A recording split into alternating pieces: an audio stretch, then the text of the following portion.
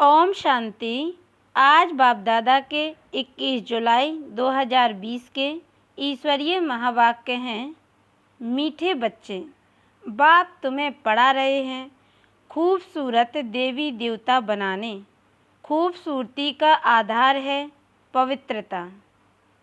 प्रश्न, रूहानी समा पर जो परवाने फिदा होने वाले हैं उनकी निशानी क्या होगी? उत्तर, फिदा होने वाले परवाने नंबर 1, समा जो है जैसी है उसे यथार्थ रूप से जानते और याद करते हैं। फिर नंबर 2, फिदा होना माना बाप समान बनना। नंबर 3, फिदा होना माना बाप से भी ऊंच राजाई का अधिकारी बन जाना। गीत महफिल में जल उठी समा। ओम शांति। मीठे मीठे रूहानी बच्चों ने यह गीत की लाइन सुनी। यह कौन समझाते हैं? रूहानी बाप। वह समा भी है। नाम ढेर के ढेर रखे हैं। बाप की स्तुति भी बहुत करते हैं। यह भी परम पिता परमात्मा की स्तुति है ना। बाप समा बनकर आए हैं परवानों के लिए। परवाने जब समा को देखते हैं तो उन पर फिदा हो शरीर छोड़ देते हैं। अनेक परवाने होते हैं जो समा पर प्राण देते हैं। उसमें भी खास जब दीपमाला होती है, बत्तियां बहुत जलती हैं तो छोटे छोटे जीव ढेर रात को मर जाते हैं। अब तुम बच्चे जानते हो हमारा बाबा है सुप्रीम रूह। उनको हुसैन भी कहा जाता है। बहुत खूबसूरत हैं क्योंकि वह एवर प्योर हैं। आत्मा प्योर बन जाती है तो उनको शरीर भी प्योर नेचुरल सुंदर मिलता है। शांति धाम में आत्माएं पवित्र रहती हैं। फिर जब यहाँ आती हैं पाठ बजाने तो सतो प्रधान से सतो रजो तमो में आती हैं। फिर सुंदर से श्याम अर्थात काली इम्प्योर बन जाती हैं। आत्मा जब पवित्र है तो गोल्डन एज्ड कही जाती है। उनको फिर शरीर भी गोल्डन एज्ड मिलता है। दुनिया भी पुरानी और नई होती है। वही हसीन परमपिता परमात्मा जिसको भक्ति मार्ग में बुलाते रहते हैं, हे शिव बाबा, वह निराकार परमपिता परमात्मा आया हुआ है आत्माओं को इम्प्योर से प्योर हसीन बनाने। ऐसे नहीं, आजकल जो बहुत खूबसूरत हैं उनकी आत्मा पवित्र है नहीं। भल शरीर खूबसूरत है फिर भी आत्मा तो पतित है ना। विलायत में कितने खूबसूरत बनते हैं जानते हो? यह लक्ष्मी नारायण है सतयुगी खूबसूरत और यहाँ है हेल के खूबसूरत। मनुष्य इन बातों को नहीं जानते। बच्चों को ही समझाया जाता है। यह है नर्क की खूबसूरती। हम अभी स्वर्ग के लिए नेचुरल सुंदर बन रहे हैं। 21 जन्म के लिए ऐसे सुंदर बनेंगे। यहाँ की खूबसूरती तो एक जन्म के लिए है। यहाँ बाबा आया हुआ है। सारी दुनिया के मनुष्य मात्र तो क्या दुनिया को भी खूबसूरत बनाते हैं। सतयुग नई दुनिया में थे ही खूबसूरत देवी देवताएं। वह बनने के लिए अभी तुम पढ़ते हो। बाप को समा भी कहते हैं परंतु है परम आत्मा। जैसे तुमको आत्मा कहते हैं वैसे उनको परम आत्मा कहते हैं। तुम बच्चे बाप की महिमा गाते हो। बाप फिर बच्चों की महिमा करते हैं। तुमको ऐसा बनाता हूँ जो मेरे से भी तुम्हारा मर्तबा ऊंच है। मैं जो हूँ जैसा हूँ, जैसे मैं पाठ बजाता हूँ, यह और कोई नहीं जानते। अभी तुम बच्चे जानते हो कैसे हम आत्माएं पाठ बजाने के लिए परम धाम से आती हैं। हम शूद्र कुल में थी फिर अब ब्राह्मण कुल में आई हैं। यह भी तुम्हारा वर्ण है और कोई धर्म वालों के लिए यह वर्ण नहीं है। उन्हों के वर्ण नहीं होते, उनका तो एक ही वर्ण है। क्रिश्चियन ही चले आते हैं। हाँ, उनमें भी सतो रजो तमो में आते हैं। बाकी यह वर्ण तुम्हारे लिए हैं। सृष्टि भी सतो रजो तमो में आती है। यह सृष्टि चक्र बेहद का बाप बैठ समझाते हैं, जो बाप ज्ञान का सागर, पवित्रता का सागर है। खुद कहते हैं, मैं पुनर्जन्म नहीं लेता हूँ। भल शिव जयंती भी मनाते हैं, परंतु मनुष्यों को यह पता नहीं है कि कब आते हैं। उनकी जीवन कहानी को भी नहीं जानते। बाप कहते हैं, मैं जो हूँ, जैसा हूँ, मेरे में क्या पार्ट है, सृष्टि चक्र कैसे फिरता है, यह तुम बच्चों को मैं कल्प कल्प समझाता हूँ। तुम जानते हो, हम सीढ़ी उतरते उतरते तमो प्रधान बने हैं। 84 जन्म भी तुम लेते हो। पिछाड़ी में जो आते हैं, उनको भी सतो रजो तमो में आना ही है। तुम तमो प्रधान बनते हो तो सारी दुनिया तमो प्रधान बन जाती है। फिर तुमको तमो प्रधान से सतो प्रधान जरूर बनना है। यह सृष्टि चक्र फिरता रहता है। अभी यह कलयुग, उसके बाद फिर सतयुग आएगा। कलयुग की आयु पूरी हुई। बाप कहते हैं, मैंने साधारण तन में हूबहू कल्प पहले मुआपिक प्रवेश किया है। फिर से तुम बच्चों को राजयोग सिखाने। योग तो आजकल बहुत है, बैरिस्टरी योग, इंजीनियरी योग। बैरिस्टरी पढ़ने के लिए बैरिस्टर के साथ बुद्धि का योग लगाना होता है। हम बैरिस्टर बन रहे हैं तो पढ़ाने वाले को याद करते हैं। उनको तो अपना बाप अलग है, गुरु भी होगा तो उनको भी याद करेंगे, तो भी बैरिस्टर के साथ बुद्धि का योग रहता है।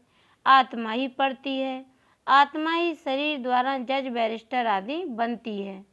अभी तुम बच्चे आत्माभिमानी बनने के संस्कार अपने में डालते हो। आधा कल्प देह अभिमानी रहे। अब बाप कहते हैं, देही अभिमानी बनो।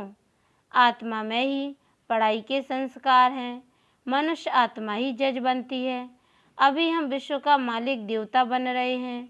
पढ़ाने वाला है शिव बाबा, परमात्मा। वही ज्ञान का सागर, शांति, संपत्ति का सागर है। यह भी दिखाते हैं, सागर से रत्नों की थालियाँ निकलती हैं। यह है भक्ति मार्ग की बातें। बाप को रेफर करना पड़ता है। बाप समझाते हैं, यह है अविनाशी ज्ञान रत्न। इन ज्ञान रत्नों से तुम बहुत साहूकार बनते हो और फिर हीरे जवाहर भी तुमको बहुत मिलते हैं। यह एक एक रत्न लाखों रुपयों का है, जो तुमको इतना साहूकार बनाते हैं। तुम जानते हो, भारत ही वाइसलेस वर्ल्ड था। उसमें पवित्र देवताएं रहते थे। अभी सांवरे अपवित्र बन गए हैं। आत्माओं और परमात्मा का मेला होता है। आत्मा शरीर में है तभी सुन सकती है। परमात्मा भी शरीर में आता है। आत्माओं और परमात्मा का घर है शांति धाम। वहाँ चुरपुर कुछ भी नहीं होती है। यहाँ परमात्मा बाप आकर बच्चों से मिलते हैं, शरीर सहित मिलते हैं। वहाँ तो घर है, वहाँ विश्राम पाते हैं। अभी तुम बच्चे पुरुषोत्तम संगम युग पर हो, बाकी दुनिया कलयुग में है। बाप बैठ समझाते हैं, भक्ति मार्ग में खर्चा बहुत करते हैं, चित्र भी बहुत बनाते हैं, बड़े बड़े मंदिर बनाते हैं। नहीं तो कृष्ण का चित्र घर में भी तो रख सकते हैं। बहुत सस्ते चित्र होते हैं, फिर इतना दूर दूर मंदिरों में क्यों जाते हैं। यह है भक्ति मार्ग। सतयुग में यह मंदिर आदि होते नहीं, वहाँ है ही पूज्य। कलयुग में है पुजारी। तुम अभी संगम युग पर पूज्य देवता बन रहे हो। अभी तुम ब्राह्मण बने हो। इस समय तुम्हारा यह अंतिम पुरुषार्थी शरीर मोस्ट वैल्यूबल है। इनमें तुम बहुत कमाई करते हो। बेहद के बाप के साथ तुम खाते पीते हो, पुकारते भी उनको हो। ऐसे नहीं कहते कृष्ण से खाऊं। बाप को याद करते हैं तुम माता पिता। बालक तो बाप के साथ खेलते रहते हैं। कृष्ण के हम सब बालक हैं, ऐसे नहीं कहेंगे। सभी आत्माएं परम पिता परमात्मा के बच्चे हैं। आत्मा शरीर द्वारा कहती है, आप आएंगे तो हम आपके साथ खेलेंगे, खाएंगे, सब कुछ करेंगे। तुम कहते ही हो बाप दादा, तो जैसे घर हो गया। बाप दादा और बच्चे, यह ब्रह्मा है बेहद का रचयिता। बाप इनमें प्रवेश कर इनको एडॉप्ट करते हैं, इनको कहते हैं तुम मेरे हो। यह है मुख वंशावली। जैसे स्त्री को भी एडॉप्ट करते हैं ना, वह भी मुख वंशावली ठहरी, कहेंगे तुम मेरी हो। फिर उनसे कुक वंशावली बच्चे पैदा होते हैं। यह रस्म कहाँ से चली? बाप कहते हैं मैंने इनको एडॉप्ट किया है ना, इन द्वारा तुमको एडॉप्ट करता हूँ, तुम मेरे बच्चे हो। परंतु यह है मेल, तुम सभी को संभालने के लिए। फिर सरस्वती को भी एडॉप्ट किया, उनको माता का टाइटल मिला, सरस्वती नदी। यह नदी माता हुई ना। बाप सागर है, यह भी सागर से निकली हुई है। ब्रह्मपुत्रा नदी और सागर का बहुत बड़ा मेला लगता है। ऐसा मेला और कहाँ लगता नहीं, वह है नदियों का मेला। यह है आत्माओं और परमात्मा का मेला। वह भी जब शरीर में आते हैं तब मेला लगता है। बाप कहते हैं मैं हुसैन हूँ, मैं इनमें कल्प कल्प प्रवेश करता हूँ। यह ड्रामा में नूंद है, तुम्हारी बुद्धि में सारे सृष्टि का चक्र है। इनकी आयु 5000 वर्ष है। इस बेहद की फिल्म से फिर हद की फिल्म बनाते हैं। जो पास्ट हो गया सो प्रेजेंट होता है, प्रेजेंट फिर फ्यूचर बनता है, जिसको फिर पास्ट कहा जाएगा। पास्ट होने में कितना समय लग गया, नई दुनिया में आए कितना समय पास्ट हुआ, 5000 वर्ष। तुम अभी हर एक स्वदर्शन चक्रधारी हो। तुम समझाते हो हम पहले ब्राह्मण थे फिर देवता बने। तुम बच्चों को अभी बाप द्वारा शांति धाम सुख धाम का वर्षा मिलता है।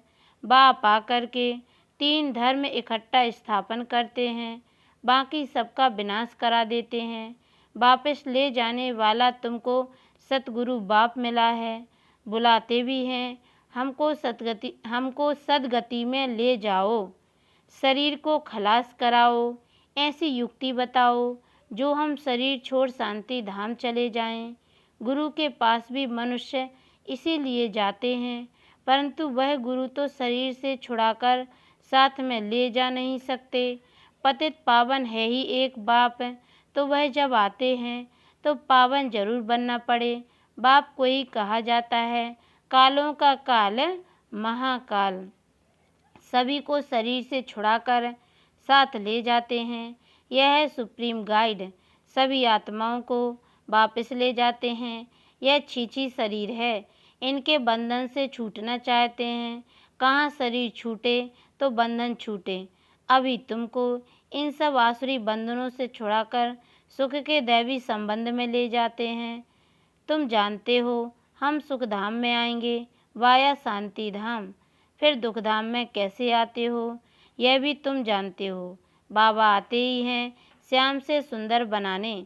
बाप कहते हैं मैं तुम्हारा ओबीडियंट सच्चा फादर भी हूँ। फादर हमेशा ओबीडियंट होता है, सेवा बहुत करते हैं, खर्चा कर पढ़ा कर फिर सब धन दौलत बच्चों को देकर खुद जाए साधुओं का संग करते हैं। अपने से भी बच्चों को ऊंच बनाते हैं। यह बाप भी कहते हैं मैं तुमको डबल मालिक बनाता हूँ। तुम विश्व का मालिक बनते हो तो ब्रह्मांड का भी मालिक बनते हो। तुम्हारी पूजा भी डबल होती है, आत्माओं की भी पूजा होती है, देवता वर्ण में भी पूजा होती है। मेरी तो सिंगल सिर्फ शिवलिंग के रूप की पूजा होती है। मैं राजा तो बनता नहीं हूँ, तुम्हारी कितनी सेवा करता हूँ। ऐसे बाप को फिर तुम भूलते क्यों हो? हे आत्मा, अपने को आत्मा समझ मुझे याद करो तो तुम्हारे विकर्म विनाश होंगे। तुम किसके पास आए हो? पहले बाप फिर दादा, अभी फादर, फिर ग्रेट ग्रेट ग्रैंड फादर, आदि देव एडम। क्योंकि बहुत बरादरियां बनती हैं ना, शिव बाबा को कोई ग्रेट ग्रेट ग्रैंड फादर कहेंगे क्या? हर बात में तुमको बहुत ऊंच बनाते हैं। ऐसा बाबा मिलता है, फिर उनको तुम भूलते क्यों हो? भूलेंगे तो पावन कैसे बनेंगे। बाप पावन बनने की युक्ति बतलाते हैं। इस याद से ही खाद निकलेगी। बाप कहते हैं, मीठे मीठे लाडले बच्चे, देह अभिमान छोड़ आत्म अभिमानी बनना है, पवित्र भी बनना है। काम महाशत्रु है। यह एक जन्म मेरे खातिर पवित्र बनो। लौकिक बाप भी कहते हैं ना, कोई गंदा काम नहीं करो, मेरे दाढ़ी की लाज रखो।